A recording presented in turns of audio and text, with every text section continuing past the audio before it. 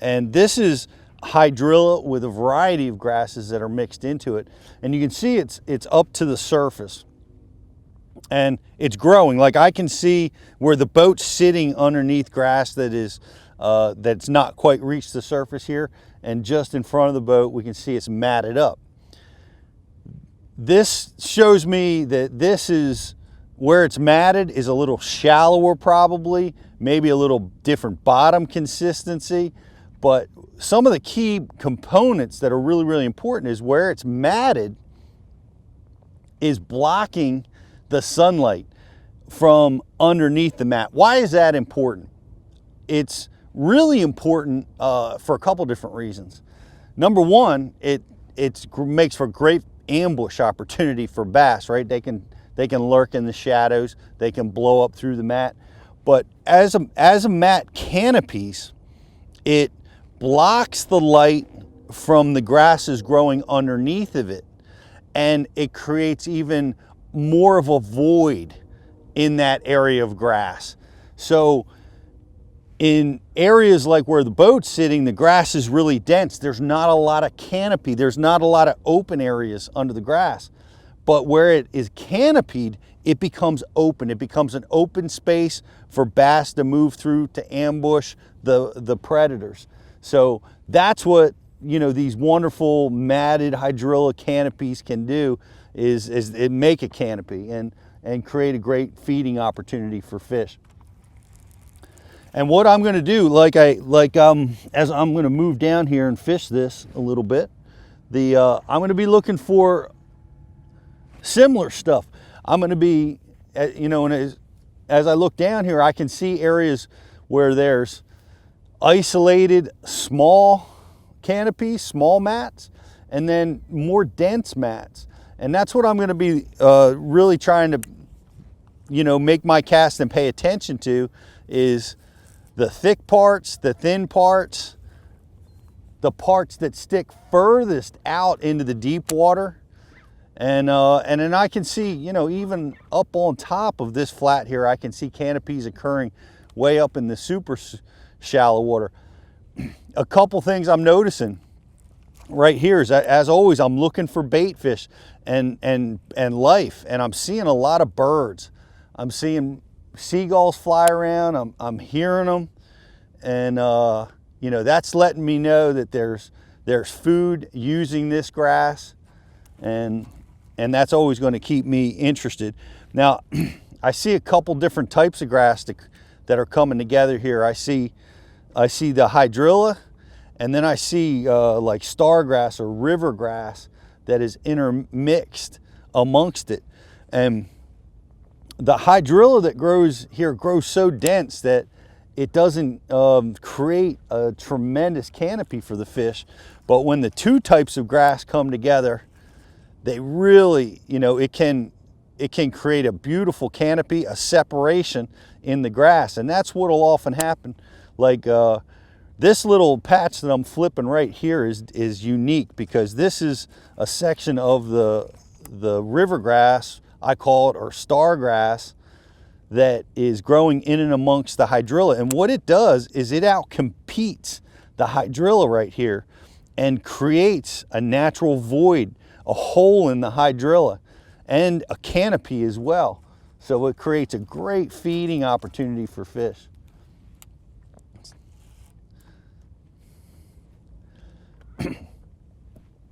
And this grass that I'm you know, fishing around right now, I'm still having a real easy time. It's not real dense, so I'm able to easily get away with a 1 ounce.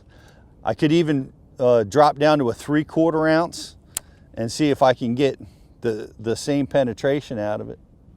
And I'm seeing a lot of bait fish up in front of the boat. And these are nice little canopies here. All right, we've got a denser part, and this is always interesting to me, because it's going to tell me a couple things, and I'm going to key on it, because up in front of the boat, the grass definitely gets more matted, thicker. It touches the deeper water. It kind of moves out a little bit, and that's going to, you know, it's definitely a place I want to target, because it's going to, it's possibly a different bottom concentration here, depth change, hardness. It's telling me there might be a change right here, and that's a great thing. And it moves further out into the deep water, which is a great asset to have for some fish holding habitat for the predators. They can bait fish that come by. They're going to have easier access to them because it's out a little further. So these are some things that I'm going to be looking at, and I'm moving along as quietly as I can.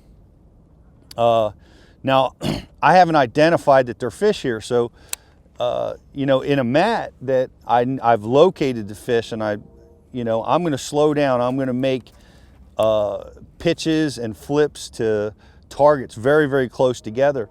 But right now I'm kind of in a search mode, and I'm just looking down this grass edge with you guys, and I'm covering the water, but I'm being as stealthy as I can.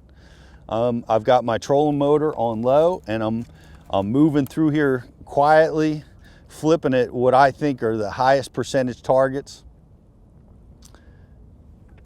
until the fish tell me that we have a concentration. When we have a concentration, I'm gonna drop my raptors. I'm gonna drop the boat, stop it right in place, because even where I'm sitting right here, there's infinite targets. Boom, boom, boom. There's so many targets all around me that if the fish are located here, I could potentially catch one on any cast. So I'm gonna wanna take my time and methodically cover this water.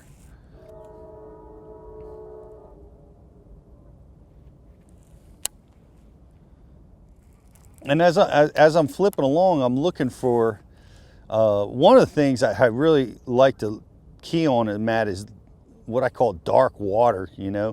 You'll see little dark spots amongst the canopy of vegetation, and that oftentimes can clue you into an open hole, a caveat amongst the mat there. It'll allow your bait not only to get through easier because it's not quite as dense, but it's a great place that the fish will use to feed around. So I look for those little spots that are just a little bit darker.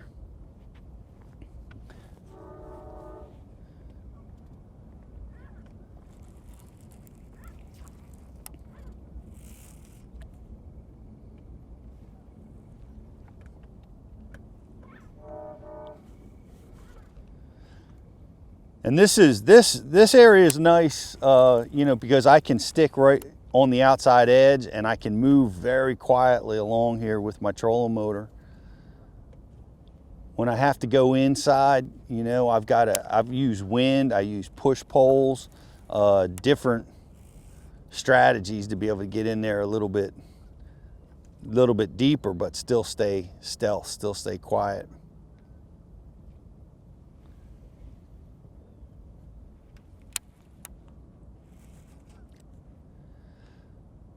And I'll often go inside and outside when I'm coming down an edge like this until I can identify where the fish are. A lot of times it's closest to the outside edge when their fish are really in a feeding scenario. And that's important to recognize, when they're aggressively using a mat to feed in the ambush, they'll be more towards this outside part of the mat. When, we're dealing with cold front situations, when the mats, like for instance, when we're fishing hydrilla mats down south in Florida and some of the southern lakes, the cold front scenarios, the fish go into the mats to feed, but mainly they go in there because of the weather conditions have driven the whole food chain into the mat for protection, for warmth.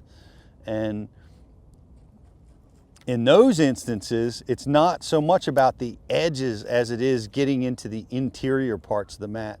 So it really depends on the season, the location where you're going to be looking for your bites to occur. But where I'm fishing right now, these fish are, I'm looking for them to use the edges as feeding opportunities. We're not dealing with a cold front scenario. So I'm going to be looking more towards the outside edge. So I'll pitch to the outside, but I'll keep them honest. I still keep going to the inside, and I just go back and forth between the inside and the outside until I can get my first strike. It's Mike Iaconelli. This is Bass U TV. Here's what's awesome about Bass U TV. You get the top instructors. You will learn things at Bass U that you will learn nowhere else. We take the mystery and the myths out of bass fishing. Real tools that help you catch more fish consistently. At Bass U TV, shoes are optional. And I like turtles. And that's why you want to check out Bass U TV. Join the Bass U family. Welcome to Bass U TV.